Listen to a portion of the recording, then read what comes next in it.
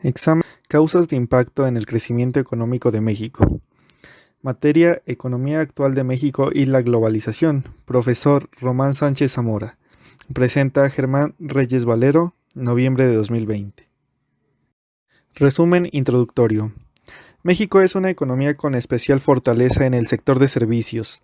En el segundo trimestre de 2020, este sector representó el 65.4% del PIB y el 62% de la fuerza laboral, seguido por el sector industrial con el 26.4% del PIB y el 24% de la fuerza laboral, y el sector primario con el 3.9% del PIB y el 12% de la fuerza laboral.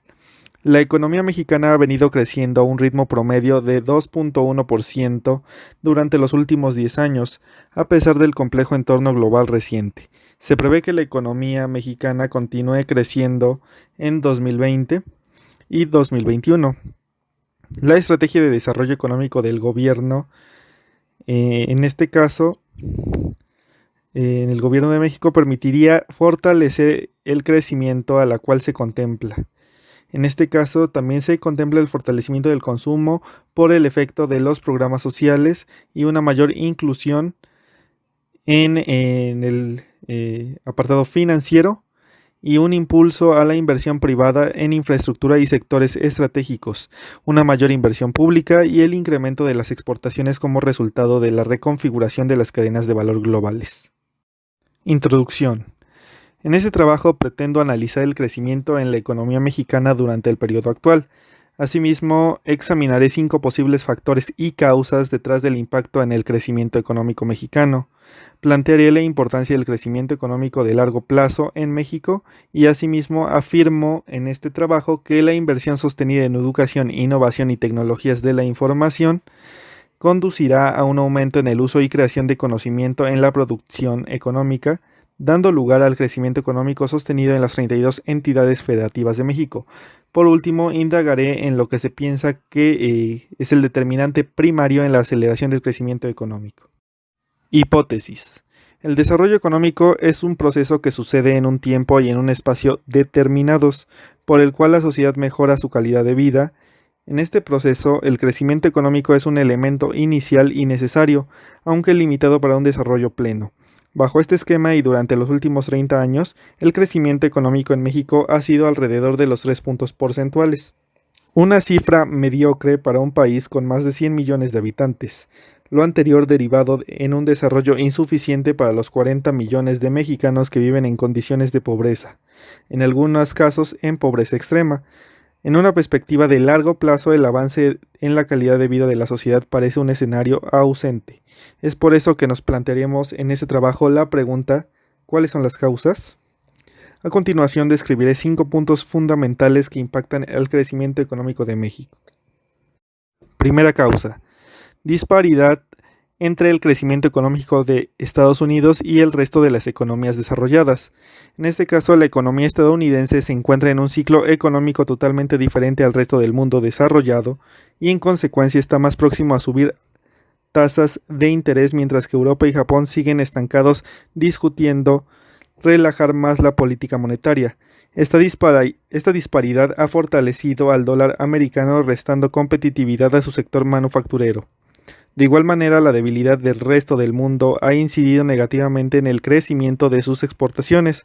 Así, dada la vinculación que existe entre el sector de la manufactura nacional y su contraparte estadounidense, la economía mexicana ha sufrido esta condición.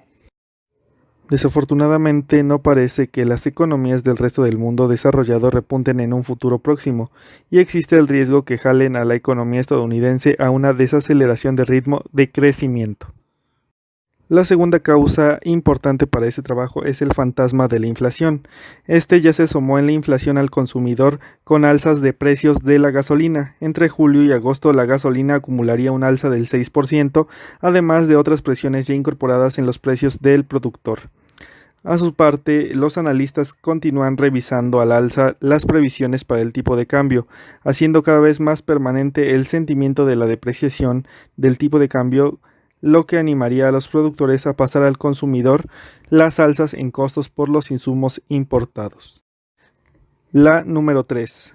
Respuesta de las autoridades en cuanto a fiscalización y monetización. La respuesta de las autoridades fiscal y monetaria frente a un escenario externo complicado tenderían a fortalecer el marco macroeconómico, mientras que el crecimiento de la economía mexicana se desacelerará. En este caso, el gasto de las familias sigue creciendo, lo que aumenta la vulnerabilidad de la economía al aumentar las importaciones netas del país, mismas que se tienen que financiar, es decir, aumenta el déficit en cuenta corriente. Asimismo, para reducir la vulnerabilidad de las cuentas externas, el compromiso de las autoridades financieras ha sido restringir la política monetaria con alzas de tasas y la fiscal con recortes al gasto público, para frenar el crecimiento del gasto agregado de la economía y atraer flujos de innovación e inversión al país. La cuarta causa es la retórica de las elecciones en Estados Unidos en contra de los tratados de libre comercio. La retórica de las elecciones de Estados Unidos en contra de los tratados de libre comercio, en específico del Tratado de Libre Comercio entre Estados Unidos de América, Canadá y México, estaría limitando la inversión extranjera directa hacia nuestro país. Esto debido a que Donald Trump ha sido muy enfático en contra de México y de ese tratado. Ahora, Joe Biden ha cuestionado también los beneficios de los tratados de libre comercio para la economía de Estados Unidos y en lo particular para los estados manufactureros, aunque este último ve este tratado como una puerta de entrada y salida para el comercio exterior, por lo cual también lo ve como un punto benefactor. Adicionalmente, la quinta causa es la caída en la producción de petróleo de Pemex. La caída en la producción de petróleo de Pemex pudiera continuar, es decir, en este caso podría disminuir su producción en los próximos años y en los próximos meses de cara al siguiente año 2021. Esto considerado por la encuesta de Banjico como el tercer elemento que podría obstaculizar el crecimiento económico de México. Finalmente, y como causa importante, nos hacemos la pregunta final. ¿Es realmente importante la educación para el desarrollo económico en México? La riqueza de las naciones que dependía inicialmente del número de fábricas, de la extensión territorial, herramientas de trabajo y máquinas, ahora depende del conocimiento y habilidades del capital humano como principales detonantes del crecimiento económico. Pues ahora tenemos grandes capitales que dependen de una patente, como podría ser el de Coca-Cola o el de Microsoft. Esta tendencia hacia el conocimiento está provocando cambios acelerados, pues se dice que el conocimiento se duplicará cada 5 años, por lo que el campo laboral demandará recursos humanos de alta calidad que solo pueden surgir de sistemas educativos bien calificados. Ahora, la respuesta a la pregunta es sí. Sí es importante la educación para el desarrollo económico, y esto se debe principalmente a que es un reto de tal magnitud que solo pueden cumplirlo los países que tienen grandes capitales y una buena organización en sus sistemas educativos. Y en este caso, ¿qué pasará con los países que se encuentran en desarrollo? En este caso, uno de estos países es México. La educación da como resultado más habilidades. En este caso, mejora la productividad y aumenta la capacidad de los trabajadores para mejorar las condiciones de vida. Por lo cual, al hacer en conjunto la experiencia, capacitación y formación profesional, hará que estos países en desarrollo aumenten su capacidad productiva y también su nivel de desarrollo económico.